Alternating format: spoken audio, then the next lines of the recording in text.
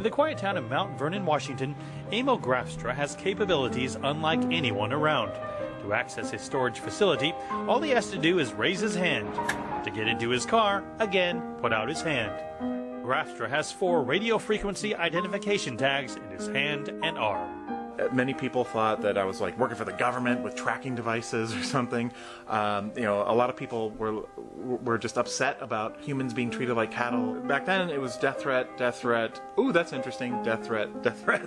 Now it's more like, ooh, that's kind of cool. What can it do? What can I do with it? And how much does it cost? A doctor inserted Grafstra's first tag 10 years ago, and since then he's inserted implants into more than 700 people. He also partners with more than 100 body piercers nationwide who have implanted thousands more. Grafstra's company, Dangerous Things, sells $40 do-it-yourself kits, which include the tag, syringe, and non-toxic materials. The only problems that we've ever had is when somebody did it themselves and they put it in completely wrong. I mean, that's why we partner with piercers and people who are professionals. Yeah, this guy just like rammed it straight into the muscle, and that was a bad thing. But as far as like breaking or anything like that, anyone that places it correctly, which is almost everybody, except for a few exceptions, and do a good job of keeping it clean during the procedure, then there's no risk of infection. And Emil isn't done with his products either. In fact, he's already installed his latest prototype. It's right here. You can see it. It's 5 times the length of the other devices, and it's called Yuki, which stands for You Are the Key. Yuki utilizes near-field communication to allow for one-time password generation, transferring contacts, Bitcoin payments, and downloading apps. Because the implants rely on power from the devices they communicate with, Grafstra is working on a non-toxic, flexible battery, even having gone so far as to insert a small solar panel into his arm temporarily for testing. It's all part of a movement known as biohacking. It goes into the body and you forget about it. And it just does its job. It's like your kidneys are working right now really hard, but you don't think about them. They become so much a part of you that you consider yourself to be a new kind of augmented person. Put this online. Grafstra says he's had customers as young as 14 and as old as 65, and even installed one in his wife, which the couple affectionately calls an engagement chip. Mark New, CCTV, Mount Vernon, Russia Washington. says its long-range bombers like these carried out airstrikes in Syria against ISIS after taking off for the first time from a base in northwest Iran. Russian aircraft, according to the U.S., struck in Aleppo, Idlib, and Deir ez-Zor. The Russians notified the U.S. they were flying into Syria. Moscow insisted it is going after ISIS. The U.S. disagrees. We have not struck targets in Aleppo in a very long time. We have not struck targets in Idlib in a very long time, if we have at all. We don't see concentrations of ISIS in those areas. Secretary of State John Kerry called his Russian counterpart to raise concern about using Iran's airbase. That it complicates what is already a tense, complicated situation.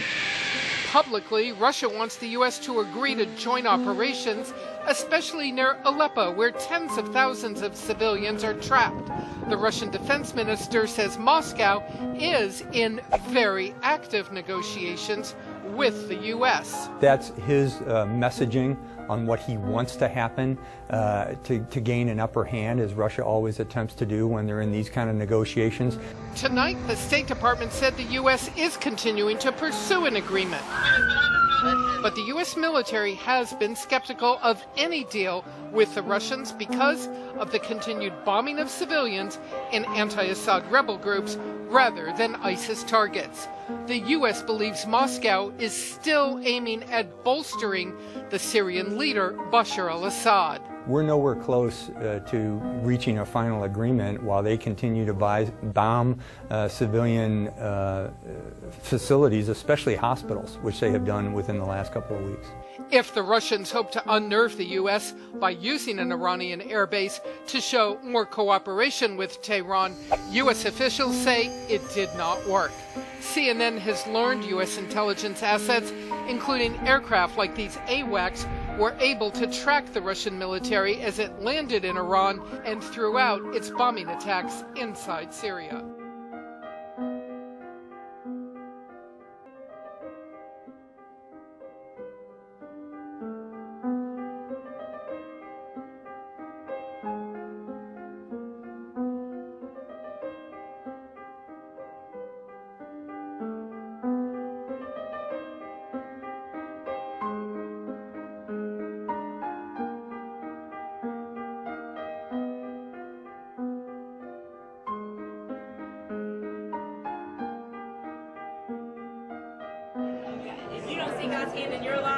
1 week after a gunman killed 49 people at an LGBT nightclub in Orlando, members of the Joy Metropolitan Community Church gathered to comfort each other.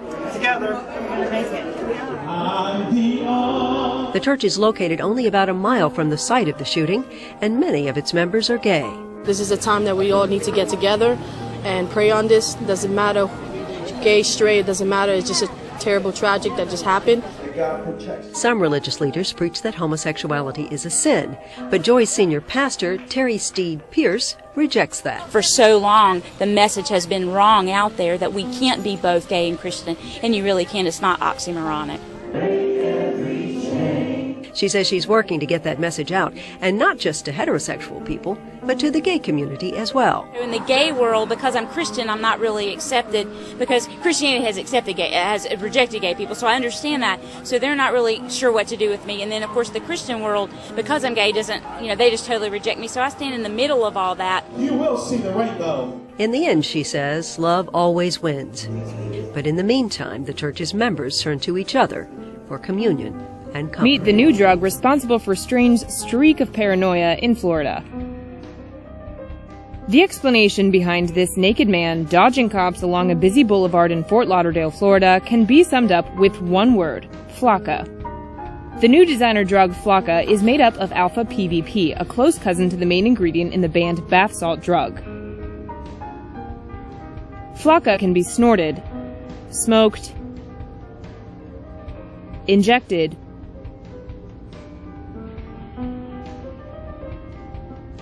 or swallowed.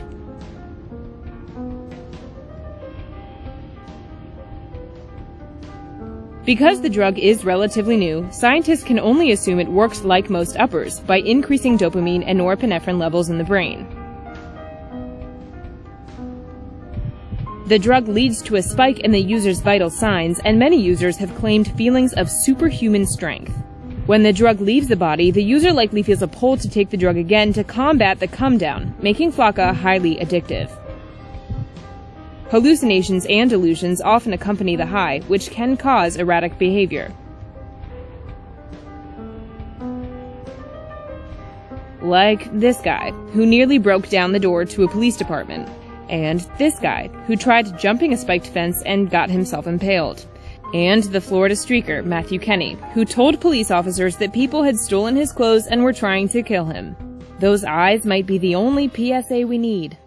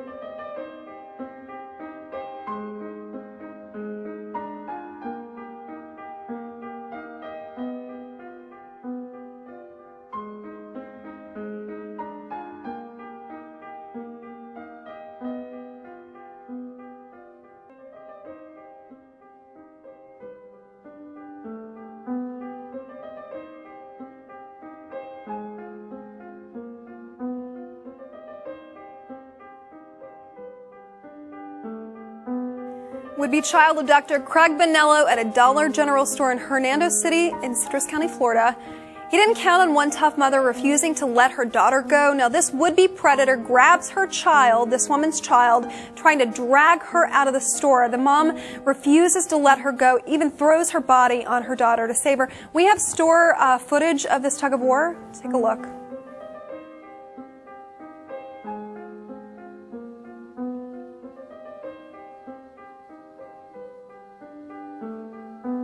It's the ultimate in extreme sex, parties where one person secretly has HIV, and everyone has unprotected sex without knowing who it is. Doctors in Barcelona have claimed that sex roulette parties taking place, usually among gay men, and it echoes previous reports of such parties among wealthy people in Serbia. The thrill comes from knowing you might be infected, people who claim to have attended such parties say. Dr. Josep Malalas of Hospital Clinic Barcelona says that the parties are a sign that people have lost respect for HIV. In a report in El Periodico, Malalas says, there is everything, sex roulette parties, or sex parties you can only attend if you already have HIV. Malalas says that some of the parties are known as blue parties because attendees take antiviral medication to cut the risk of transmitting the virus. Last year, a Serbian stripper called Tijana claimed that the parties originated in Serbia, and were named Serbian sex roulette, after Russian roulette. She said, this bizarre variation that seems popular for extreme sex. People who turn up for the party wear masks, and one of them has HIV. The wealthy organize these sex parties for other rich people. The real kick for these people is apparently the risk that they might be the one having sex with the HIV-infected partner.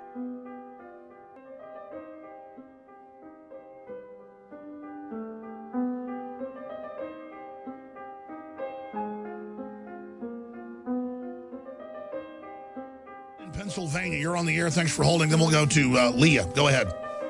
Hey, thanks so much, Alex. Hey, I'd like to speak very briefly about 9/11. It's been back in the news recently in the back and forth between Trump and Bush. And you on a Sunday broadcast a very, very short prayer. Almighty Father, Lord Jesus Christ, I pray to you with all my heart that you might provide strength, courage, guidance, wisdom, and inspiration to a true, brave, and selfless patriot from within the ranks of our military, our intelligence community, or a current or past elected representative, to enable them to release directly to the American people the full and complete text of the illegally and immorally classified and redacted 28 pages of the 9/11 report. Amen. Amen. You know, Alex, while it certainly will not be the last word on the full depth of the betrayal of the American people, the release of the full and unredacted report, like pulling on a thread of a poorly made jacket, will help to fall away the cloak of lies surrounding this act of genocide and treason. It will bring down not only the degenerate House of Saud, but the House of Bush, the House of Clinton, and the House of Obama, who has been a willing accomplice in this crime against humanity. I totally agree with you, and you're definitely the caller of the day, my friend. That's why I should just have hours every day where it's just callers getting to say what they want on air and not me babbling around. Trump came out and said, hey, Jeb, shut up about me not being able to run the military. 9/11 happened on your brother's watch. And he said, how dare you? He was president, okay, but don't blame him. Well, we know the 28 pages from Senator Graham and Senator Jones that have seen it, and military we've had on that have seen it. It says Saudi Arabia ran the attacks to blame Iraq. That was always the plan. And then our own government, bare minimum, stood down. And, of course, it was more than that. But we have the fact that it now, to a great extent, was an inside job. Now we have the Daily Mail, Reuters, and others. Smoking gun emails reveal Blair's deal in blood with George W. Bush over Iraq war was forged a year before the invasion had even started. Now, we have the White House and Downing Street memos. This is another memo now. And in it, and this is confirmed, in it, they knew that Saddam wasn't involved and just wanted to invade, and they killed over 1 million Iraqis. So this shows they framed a whole country for a false flag attack and did it, so Saudi Arabia that runs ISIS could now take over. This is a Wahhabist Sunni operation to take over the Middle East that our government's working with, and so they attack us, and then we attack their enemies. You can see the setup, and it's becoming clearer and clearer. Joining us right now, Larry Klayman. And so you're absolutely right. So thank God it's all starting to come out. Closing comment on that. In the lawsuit against Hillary Clinton, along with Robert Zimmerman, a Democratic strategist and Democratic National Committee member. Good to see both of you. Larry, I know how hard this is on the families. I've spoken to Mrs. Smith, and I know she needs answers and wants some answers, but Hillary Clinton, as you heard Judge Napolitano just say, is effectively indemnified. I mean, how do you get a judge to take this case? Trish, thank you for having me on, and I respect Andrew Napolitano, but he's wrong here. As the FBI director said, and as Mr. Giuliani said, the former mayor of New York, Rudy Giuliani, Mrs. Clinton committed about 17 criminal violations in misusing her private email server. It's textbook law, in fact, Supreme Court law, that when you do that, you lose your immunity. So Judge Napolitano is just mistaken in this instance. He's wrong. Secondly, what we're doing here is trying to bring about justice. And that's the reason that I'm representing these clients, because Mrs. Clinton has skated for so many years. And this time she's done something which has caused the death of our clients, as we allege in the complaint. You can find it at freedomwatchusa.org. That's the group I founded after Judicial Watch. And you'll see from that complaint, it's a very simple complaint. And in fact, we have a tremendous chance of success. We've also sued on grounds of defamation because Mrs. Clinton told our clients, and Charles Woods, the father of Tyrone Woods, recorded this in his diary. You know, he was an administrative law judge, so he knows how to record evidence, that this was an attack caused by a video of the Prophet Muhammad. Well, Mrs. Clinton told the Prime Minister of Egypt the opposite. She told her daughter Clinton the opposite, and then calls our clients liars. Right. You can't do that. That's defamation. Robert Zimmerman, but again, she was Secretary of State, and as challenging as this all is, and as difficult as it is for the families, is it not the government that needs to investigate this as opposed to a lawsuit here? Trish, can I just make a point before we have a political discussion? That our prayers have to be offered to the families of the Benghazi victims, and we have to honor the heroic efforts of all those who passed in Benghazi. And we have to remember that first and foremost. Let me also point out, in terms of addressing this lawsuit, it wasn't just Judge Napolitano who dismissed this lawsuit, but Greg Jarrett, a Fox News anchor on commentary today, also dismissed the merits of this lawsuit. And let's also remember in this discussion that other members of the family, and it's been well documented, other family members who were present with Mrs. Clinton remember that emotional and difficult meeting very differently.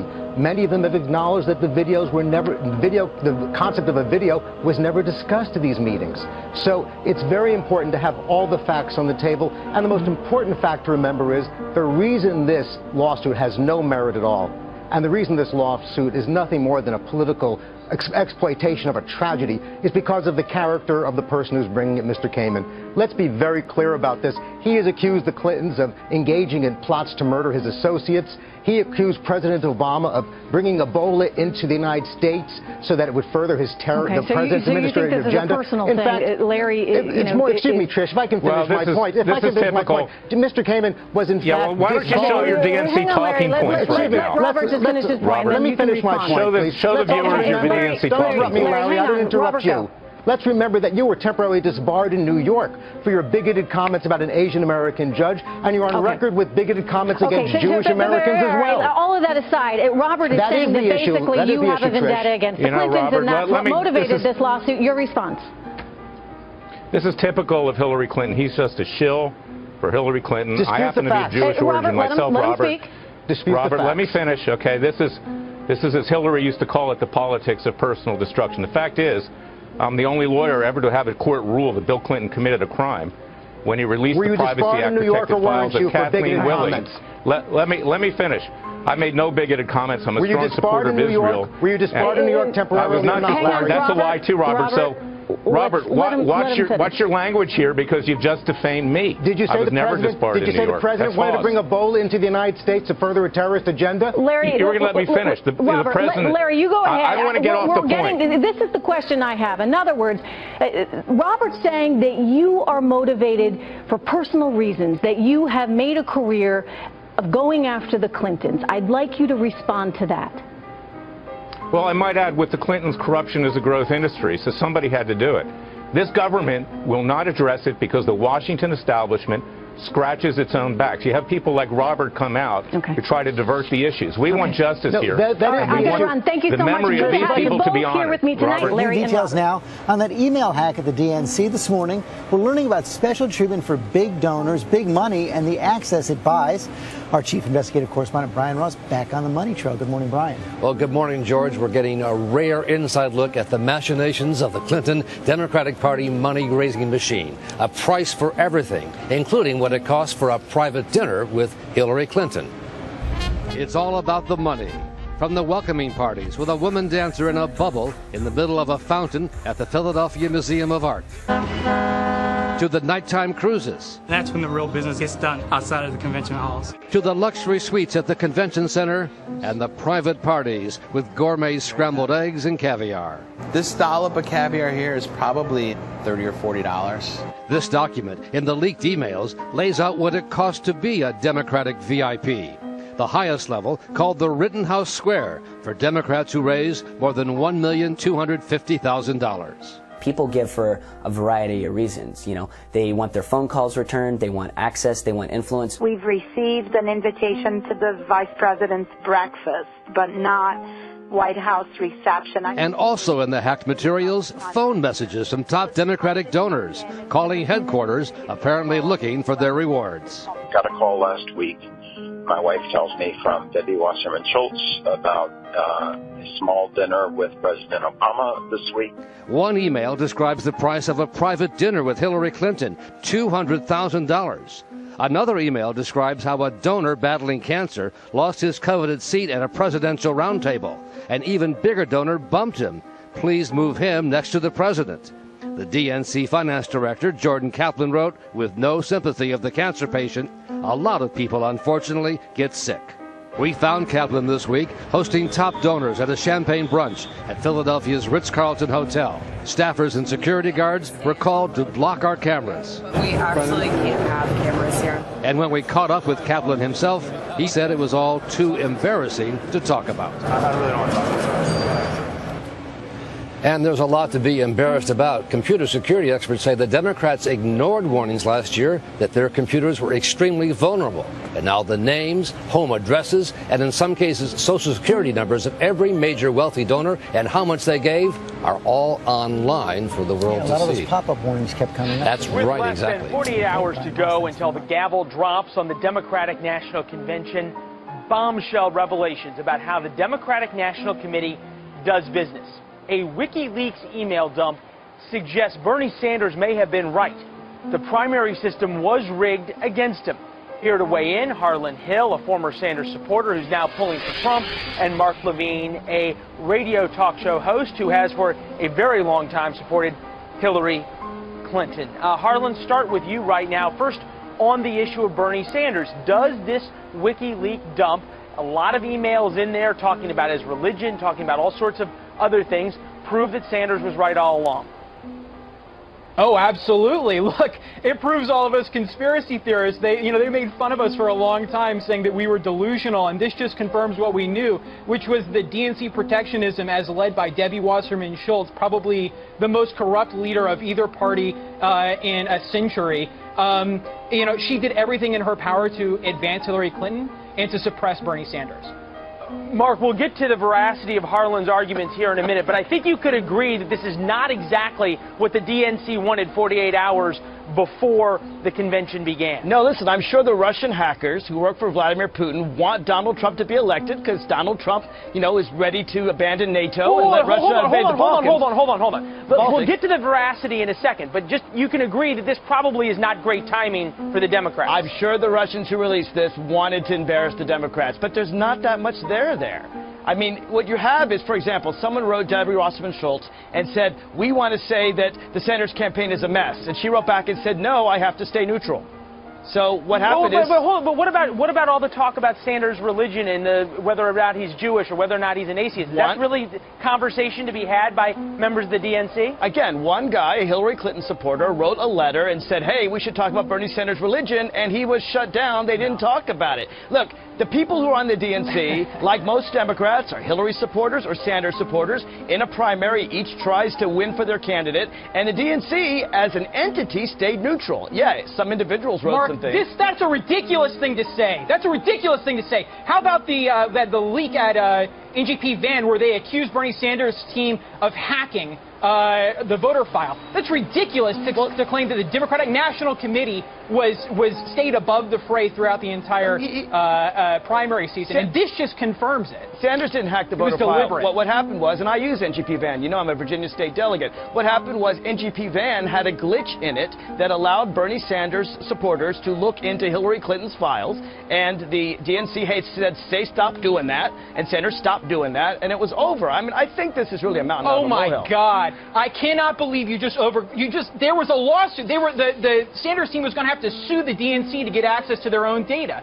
You are glossing over it because you want reconciliation and you don't want to face the systemic problems at the DNC that demonstrate a very clear complicity across the entire organization that extends down to the media. You know, anyone who claims to be a Sanders supporter and a Trump supporter, I really think that you need to check whose side you're on. Mark, it's because there's a lot of commonality between these two candidates. No, there's not. Much more than between Bernie Sanders. No, yes, there is. Sanders is against racism. Look at Sanders is not about fear. Sanders is about bringing the country together the way Hillary is. I can't imagine anyone who's watched that convention of fear. This is Orwellian doublespeak that has become the hallmark of the Democratic Party. You repeat a lie and it becomes true. Trump gets and you're engaging in it, Mark, for your own political expediency. Guys, I had prepared for like 30 minutes or 40 minutes for this panel. I had all sorts of great questions written down. I didn't need any of them. It's been great seeing you guys. Harlan, very quickly here, we're going to get to the issue of Donald Trump, who you support. One of his tweets, many tweets today, leaked emails of DNC shows plan to destroy Bernie Sanders, mock his heritage, and much more online from WikiLeaks' really vicious rig. For English teachers out there, that is not our misspelling or that of our teams. That is Donald Trump's. But on that issue, Harlan, how does this play? How does Trump begin to capitalize it working out of this tweet? Look, I mean, it's going to be tough for him at this point because, unfortunately, the mainstream media has been able to rebrand Donald Trump as a racist. And when you look at who he is as a man, that's not who Donald Trump is. They've made any sort of why did Paul Ryan call his comments racist? They've made any sort of attempt to reform immigration to be a racist issue, and I find that to be very offensive. Even Paul Ryan said that Donald Trump made racist racism. comments. The heart of it is this: Bernie Sanders supporters are never going to go to Donald Trump. These are progressive people who care about equality in America. The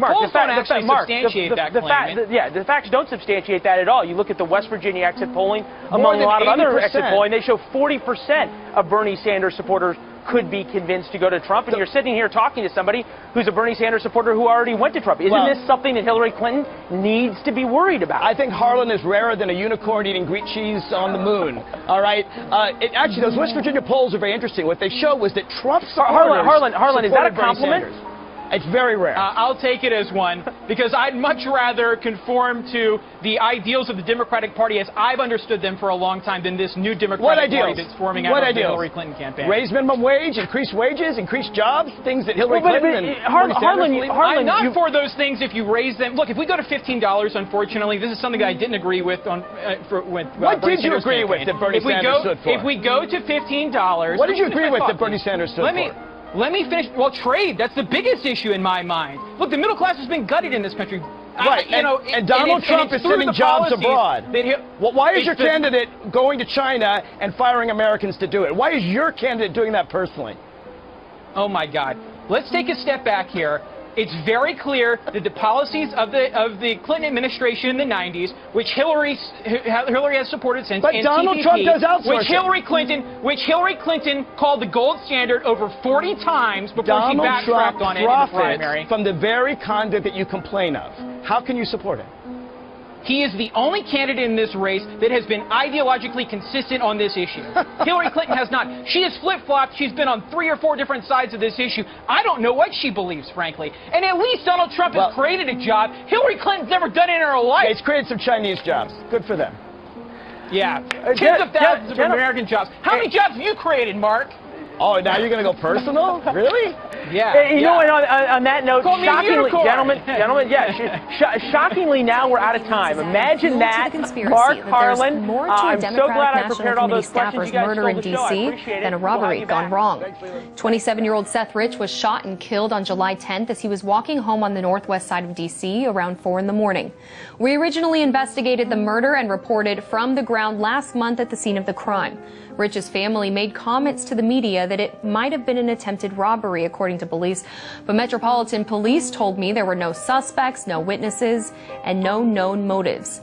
Given the recent DNC email leaks, Rich's death and his connection to the DNC has fueled speculation online that his murder might not have been random. Now, WikiLeaks founder Julian Assange has made a peculiar move.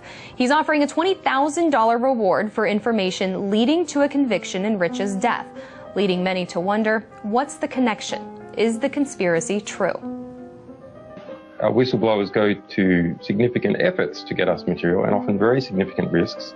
There's a 27-year-old works for the DNC who was shot in the back, murdered just 2 weeks ago. That was just a robbery, I believe, wasn't it? No. Well, RT's Asa Ali has been following the story for us. Julian Assange, the head of WikiLeaks, once more earning the ire of the Democratic Party in the United States. This time he's offering money for information into the death of a young staffer. And he's used his official Twitter account, or the official WikiLeaks Twitter account, to offer $20,000 for information into the death of Seth Rich. Now, Seth Rich was 27 years old when he was killed. He was the DNC's voter expansion data director. He was shot twice in the back. Now, the police have said that his killing could have been a robbery, but none of his personal belongings had gone missing. There have been no witnesses, and there were no suspects either. So that's led to a flurry of theories online that people saying that he was possibly the one who leaked these documents, these emails, tens of thousands of them, and that he has somehow been killed perhaps as a result of it. Now, that's not what Julian Assange is saying. He himself is merely offering money for any information into Mr. Rich's death. But those are the theories online. But we've seen other theories regarding the leak of these emails. There have been many conspiracy theories saying that Russia has been behind these leaks and that they were the ones who leaked these emails. And that narrative has even found its way into some of the most prominent Western media outlets. As to those emails, the numbers of them, there were over 19,000 emails, 8,000 attachments, and they were from some of the highest people in the Democratic Party. That was RT's Asa Ali. Now, in light of these new developments, the Metropolitan Police Department has given us this new statement saying, quote, "At this time, there is no indication that Seth Rich's death is connected to his employment at the DNC.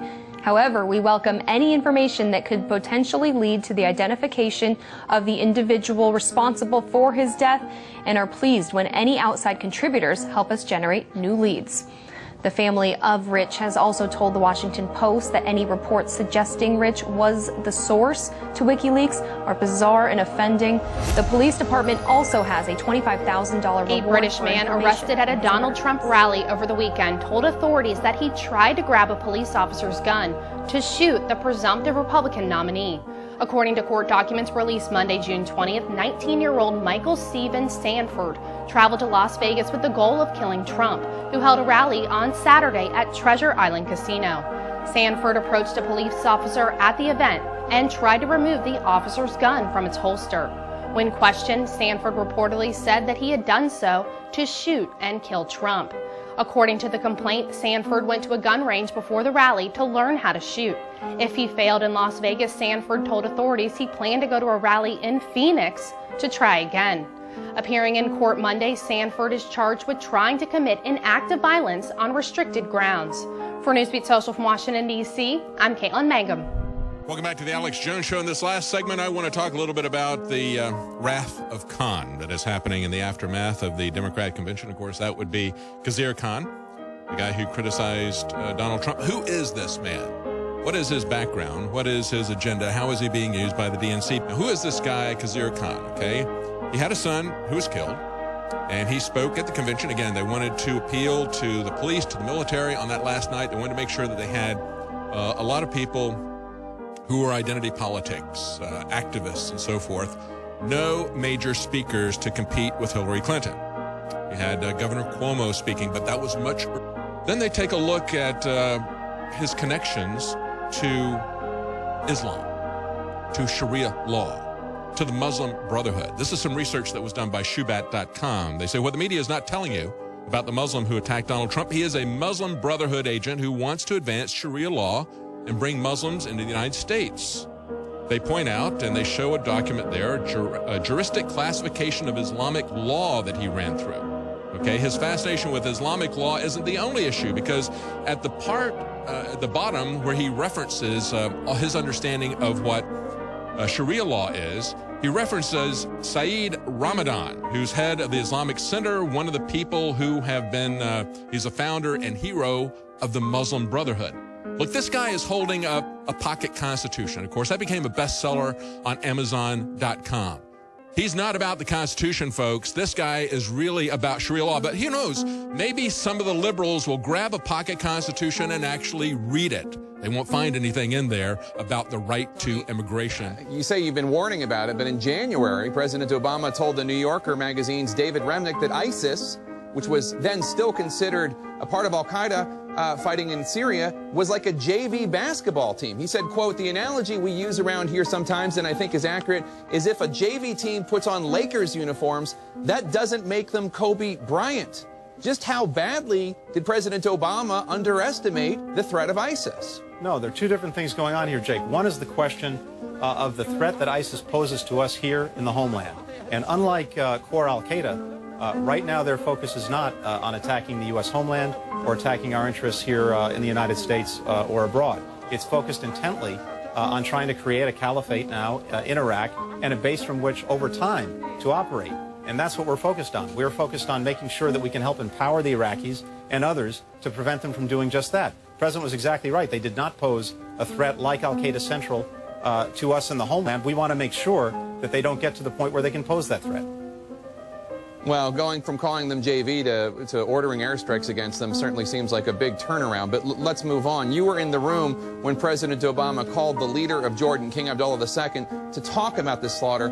What is he, the rest of the Arab world, and more broadly the international community doing to join with the United States and stop this? Look, Jake, I think the region is seized with this because, again, ISIS poses a threat not only to the people of Iraq, by the way, every single community in Iraq, anyone they encounter, they are basically trying to slaughter, but to the neighbors as well, including the Jordanians. So what we're doing is helping to organize all of the countries in the region to bring to bear their assets, their resources, their support to deal with this threat. First and foremost, we need to stand up an Iraqi government that brings the country together, that everyone can join in supporting, building up their capacity to deal with the threat. Second, we're working on supporting the Kurds, who have a very cohesive military, and given the right equipment and right support, can also take the fight to ISIS. And then throughout all of this, again, there are resources that can be brought to bear, coordination that can be brought to bear, and we're seeing that increasingly with all of the neighbors. Define marriage. I believe that marriage is the union between a man and a woman. Now, for me as a Christian,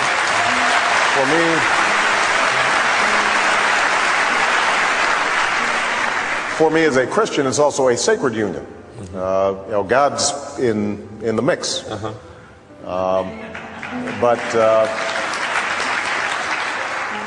Would you support a constitutional amendment with that definition? No, I would not. Why not? And because historically we have not defined marriage in our Constitution. It's been a matter of state law. That has been our tradition. Now, I mean, let's break it down. The reason that people think there needs to be a constitutional amendment, some people believe, is because of the concern that about same-sex marriage. I am not somebody who promotes same-sex marriage, but I do believe in civil unions. I do believe that we should not that for gay partners to want to visit each other in a hospital, for the state to say, you know what, that's all right, I don't think in any way inhibits my core beliefs about what marriage are. I think my faith is strong enough and my marriage is strong enough that I can afford those civil rights to others, even if I have a different perspective or a different view. Okay, how about this? Whatever we once were, we are no longer a Christian nation. Whatever we once were, we are no longer a Christian nation. At least not just. We are also a Jewish nation, and a Muslim nation, and a Buddhist nation, and a Hindu nation, and a nation of non-believers. And even if we did have only Christians in our midst, if we expelled every non-Christian from the United States of America, whose Christianity would we teach in the schools? Would it be James Dobson's or Al Sharps's? Which passages of Scripture should guide our public policy? Should we go with Leviticus, which suggests slavery is okay, and that eating shellfish is an abomination? Or we could go with Deuteronomy, which suggests stoning your child if he strays from the faith? Or should we just stick to the Sermon on the Mount, a passage that is so radical that it's doubtful that our own Defense Department would survive its application?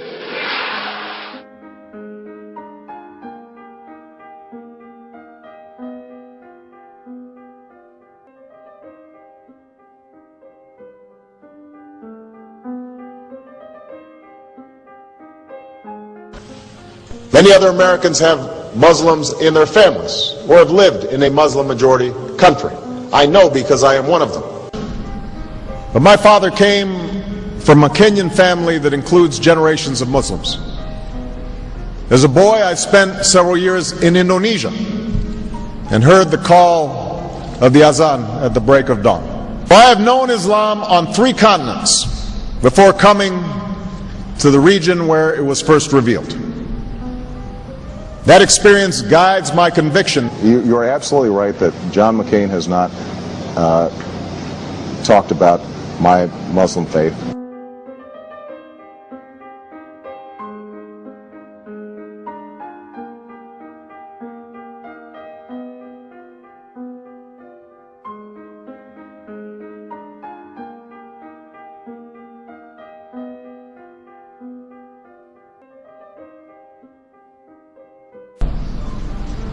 As the Holy Quran tells us, the Holy Quran teaches that, the Holy Quran tells us, and the Holy Quran also says,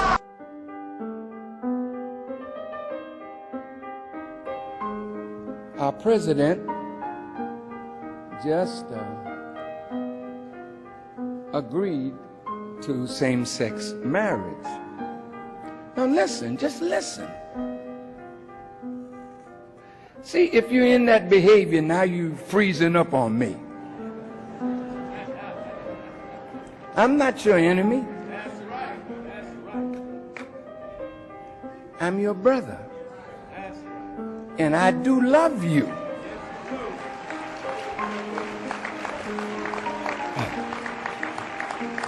I'm not here to make you feel bad because Farrakhan is talking and he may not be that. Well, Jesus said if you offend in one thing, you offend in them all. So the fornicator can't look at the lesbian or the homosexual and say, I'm better than you. The liar, the thief, the gambler, the pimp, the prostitute, the lowlife, you can't look at those who are gay or lesbian and transgender and say, I'm better than you. It's sin is sin according to the standard of God. You say, well, No, that was back there. You know, I mean, you know, it's a modern time now. Modern for you, but not for God. God says, I am God, and I change not.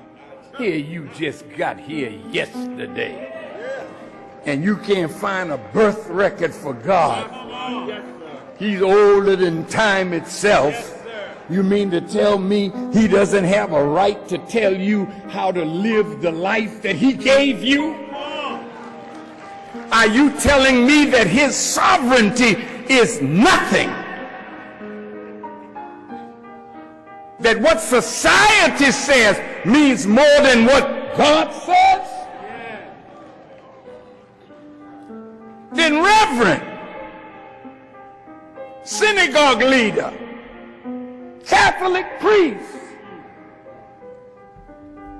is this the book that you say you believe in? But now you backing down from aspect of it because people will get offended?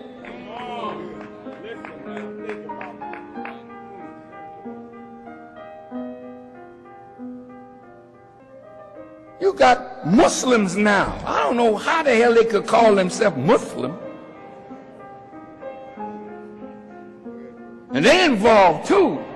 You know damn well they're not Muslim. They were set up by the enemy to create confusion in the ranks of the righteous.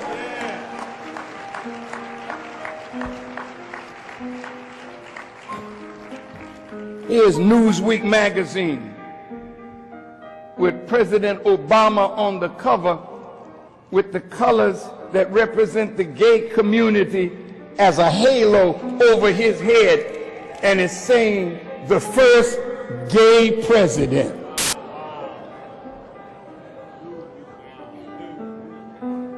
Now you think they're not mocking him?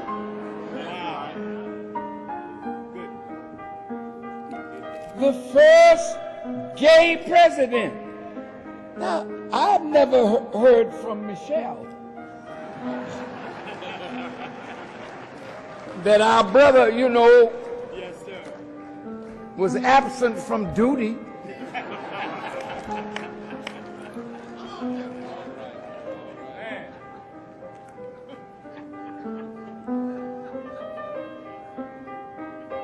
But he's the first president that sanctioned what the scriptures forbid. Now I want to ask a question, see?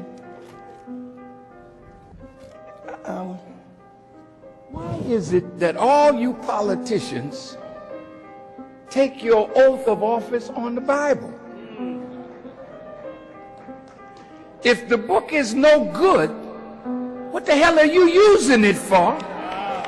To take an oath of office to uphold not the Bible, but the Constitution. But the Constitution comes out of their recognition of the value of this book.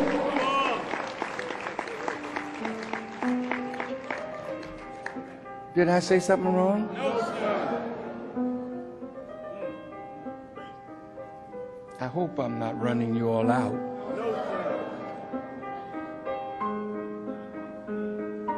But let me tell you something. If I didn't love you, I would go along with you. That's right. See, love sometimes has to rebuke those whom you love. That's right. And in rebuking them, you're not saying you're better. You're only saying what God has said, that we all got to clean ourselves up to that standard.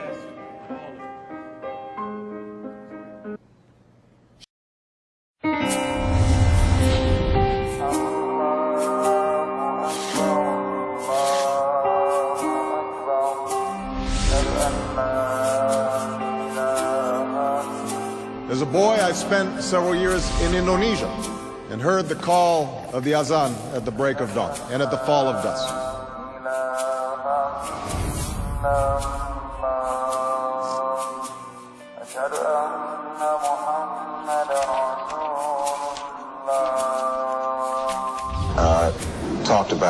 my Muslim faith.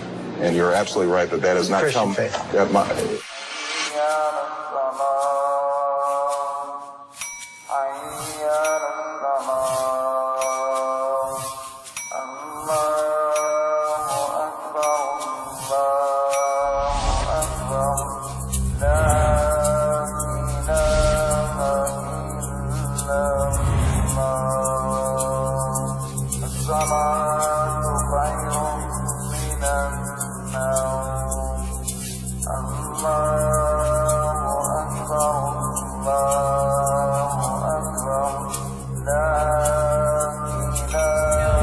I have known Islam on three generalistic. You could put half of Trump's supporters into what I call the basket of deplorables. Right? The racist, sexist, homophobic, xenophobic, Islamophobic, you name it.